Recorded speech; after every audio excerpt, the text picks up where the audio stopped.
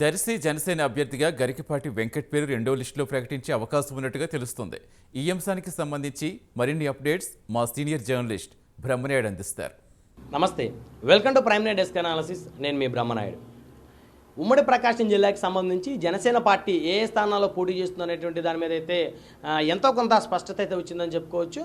అయితే ఉమ్మడి ప్రకాశం జిల్లాకి సంబంధించి దర్శి నియోజకవర్గానికి గరికపాటి వెంకట్ పేరు దాదాపుగా ఖరారైనట్టు తెలుస్తోంది. మొత్తాన్ని చూస్తే గరికపాటి వెంకట్ జనసేన పార్టీలో చేరిన దగ్గర నుంచి కూడా జిల్లా రాజకీయాల్లో కీలకమైనటువంటి పాత్ర పోషించారని చెప్పొచ్చు.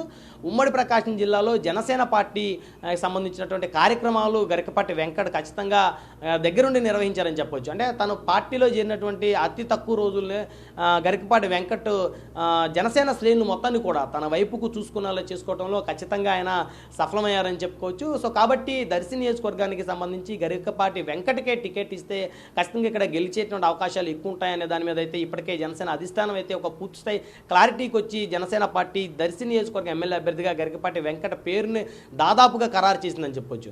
దర్శి నియోజకవర్గం కనుక చూస్తే ప్రస్తుతం బూచేపల్లి శివప్రసాద్ రెడ్డి మాజీ ఎమ్మెల్యే అయినా బూచేపల్లి శివప్రసాద్ రెడ్డి వైకాపా తరపు నుంచి ఎమ్మెల్యే అభ్యర్థిగా పోటీలో ఉన్నారు. అయితే బూచేపల్లి శివప్రసాద్ రెడ్డిని ఎదుర్కోవాలంటే ఖచ్చితంగా ఇక్కడ కాపు లేదా కమ్మ సామాజిక వర్గానికి చెందినటువంటి నేతలకైతే ఎక్కువ అవకాశం ఉంటుందని చెప్పుకోవచ్చు.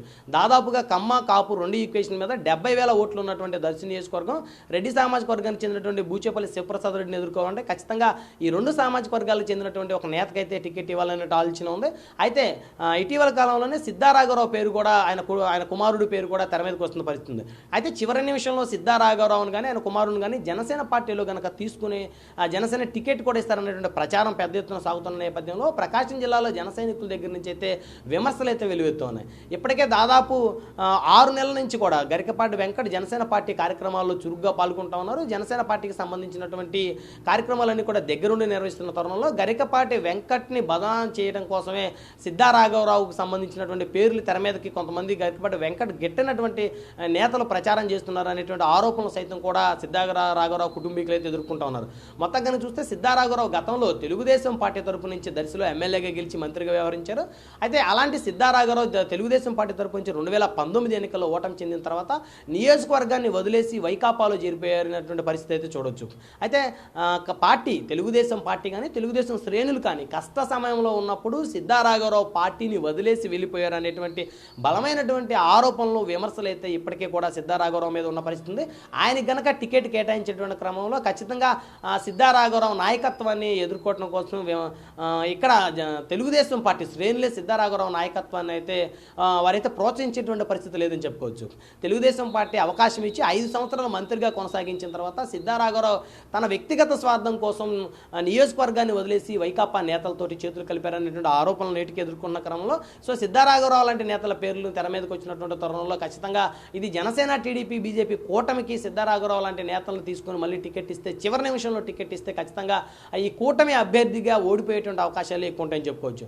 అదేవిధంగా ఇక్కడ దర్శి నియోజకవర్గానికి సంబంధించి అనేక మార్లు కాపు సామాజిక వర్గం చెందిన నేతలు అయితే ఇక్కడ ఎమ్మెల్యేలుగా గెలిచారని చెప్పొచ్చు. 2019లో వైఎస్ఆర్ కాంగ్రెస్ పార్టీ తరపు నుంచి పోటీ చేసినటువంటి ఎవరైతే మద్దిశెట్టి వేణుగోపాల్ ఉన్నారో ఆయన ఇక్కడ నుంచి ఎమ్మెల్యేగా గెలిచారు. తర్వాత కాలంలో మద్దిశెట్టి వేణుగోపాల్ని తప్పించి రెడ్డి సామాజిక వర్గానికి చెందిన బూచేపల్లి శివప్రసాద్ రెడ్డికి టికెట్ కేటాయించడం మీద కాపు సామాజిక వర్గానికి చెందిన నేతలందరూ కూడా దర్శి నియోజకవర్గంలో వైకాపాకు మీద అయితే వ్యతిరేకంగా ఉన్నట్టు తెలుస్తోంది. సో ఇలాంటి తరుణంలో ఖచ్చితంగా ఇక్కడ కమ్మ లేదా కాపు సామాజిక వర్గానికి చెందిన నేతలకైతే టికెట్ ఇవ్వాలనేటువంటి ఒక డిమాండ్ అయితే గతం నుంచి కూడా పెరిగినటువంటి పరిస్థితి ఉంది. అది తెలుగుదేశంలో అయినప్పటికీ కూడా అదేవిధంగా వైసీపీలో అయినప్పటికీ కూడా ఈ రెండు సామాజిక వర్గాలకు చెందిన నేతలు ఎవరైనా సరే ఈ నియోజకవర్గంలో స్వాగతించేటువంటి పరిస్థితులు ఉంటాయని చెప్పుకోవచ్చు. మొత్తానికి కనుక చూస్తే కాపు సామాజిక వర్గానికి చెందినటువంటి మద్దిశెట్టి వేణుగోపాల్ జనసేన పార్టీలోకి చేరుతారనేటువంటి ప్రచారం గత కొంతకాలంగా సాగినటువంటి పరిస్థితి ఉంది. అయితే ఎట్టకేలకు చూస్తే మద్దిశెట్టి వేణుగోపాల్ జనసేన పార్టీలోకి రారు అనేటువంటి విషయం అయితే ఖరాఖండిగా చెప్పొచ్చు. ఇప్పటికే ఎన్నికల నోటిఫికేషన్ కూడా మరొక వారం రోజుల్లో వెలువడిన తరుణంలో ఖచ్చితంగా మద్దిశెట్టి కుటుంబీకులు జనసేన వైపు చూసేటువంటి ప్రసక్తే లేదనేటువంటిది అయితే నియోజకవర్గంలో అయితే చర్చ జరుగుతుంది. అయితే ఇప్పుడు ఉన్నటువంటి ఒకే ఒక ఆప్షన్ ఖచ్చితంగా అదేవిధంగా కమ్మ సామాజిక వర్గానికి చెందినటువంటి నేతలు కనుక టికెట్ కేటాయిస్తే ఖచ్చితంగా ఈ రెండు సామాజిక వర్గాల ఈక్వేషన్ అయితే నియోజకవర్గంలో బలంగా పనిచేస్తుందని చెప్పొచ్చు. అదేవిధంగా దర్శి నియోజకవర్గంలో వైశ్య సామాజిక వర్గం కూడా బలంగా ఉన్న తరుణంలో వైశ్య సామాజిక వర్గానికి చెందినటువంటి majority vote bank Telugu Desam party వైపు ఉన్నటువంటి పరిస్థితి కనబడతా ఉంది. అయితే ఈ క్రమంలో గరికపాటి వెంకటకి కనుక టికెట్ ఇస్తే ఖచ్చితంగా జనసేన పార్టీలో ఉన్నటువంటి కాపు సామాజిక వర్గం కానీ కమ్మ సామాజిక వర్గం కానీ అదేవిధంగా దర్శి నియోజకవర్గంలో ఉన్నటువంటి కమ్మ కాపు వైశ్య మూడు సామాజిక వర్గాల ఓట్ బ్యాంక్ అయితే పెద్ద ఎత్తున జనసేన అభ్యర్థిగా పోటీ చేసేటువంటి ఎవరికైనా కూడా ఖచ్చితంగా ట్రాన్స్ఫర్ అయ్యేటువంటి అవకాశం ఉందని చెప్పొచ్చు. సో ఈ ఈక్వేషన్ అన్ని కనుక చూస్తే ఖచ్చితంగా గరికపాటి వెంకట్ కాదని దర్శి నియోజకవర్గంలో వేరే వ్యక్తికి అయితే ఇక్కడ టికెట్ ఇచ్చేటువంటి పరిస్థితి అయితే కనపడలేదని చెప్పుకోవచ్చు.